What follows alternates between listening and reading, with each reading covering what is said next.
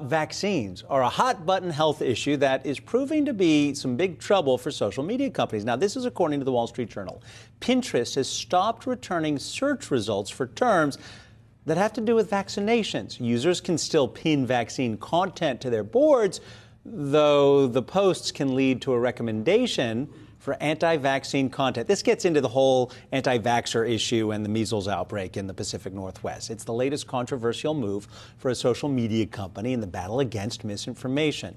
Sinan Aral joins us now. He is the David Austin Professor of Management at MIT and a founding partner at Manifest Capital. I'm a Luddite in some respects, so let me ask you the question this way.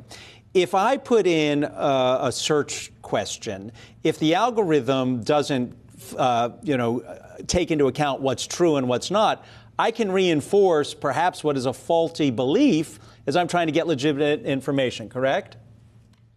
That's exactly right. I think the example here is of a platform, a tech company, that is attempting to change the design of its algorithms and platforms to fight the spread of misinformation online.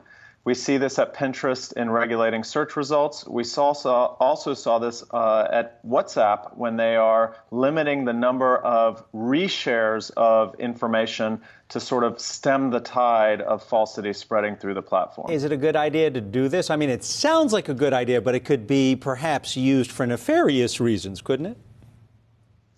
I have to tell you, this is not an easy place to regulate or design around because you have multiple different competing interests. Obviously, you have interest in free speech and the maintenance of these types of platforms as town squares where people can say what they want and where free speech is not limited. But you also have tremendously negative consequences that are associated with the spread of misinformation. In terms of our democracies and our elections, in terms of our health with regard to anti-vaccine information, also with regard to stock markets and confidence in companies. There's been lots of misinformation that's been spread about stocks and or companies that have led to declines. So there are a lot of consequences on the negative side to consider. It's not easy to know how to regulate and or design around this problem. But I do see platforms taking initiative and steps to try and curb the problem. I think analyzing which are good solutions and which are bad has to be done on a case-by-case basis. Sinan, Dan Roberts here. I know Pinterest is saying, well, this is just, we're trying to cut down on misinformation. But I also think this is part of a larger trend we're seeing, which is companies more and more are either being forced by consumers, say through pressure on social media, or they're just choosing overtly to take a stand, to take a sort of side in political issues. And this is obviously a very hot button political issue. I mean, regardless of what you might think facts or science say, there are people who have certain beliefs when it comes to vaccines, and they are not about to change those beliefs, and they see headlines like this, and they just think, okay, well, that's it. I mean, Pinterest has taken a political side here. What do you think is happening there with tech companies doing that more and more? Fantastic point. I mean, if you go back and rewind the clock, 4 or 5 years ago, you would see all of these tech companies pointing to the Communications Decency Act, Section 230, that basically establishes that they are pass-through organizations, that they are not responsible for the content that's posted on their sites, with some carve-out exceptions. For instance, the anti-sex trafficking law that was passed nearly unanimously in the Congress, which supports their ability for posts that contain advertisements or promotion of sex trafficking.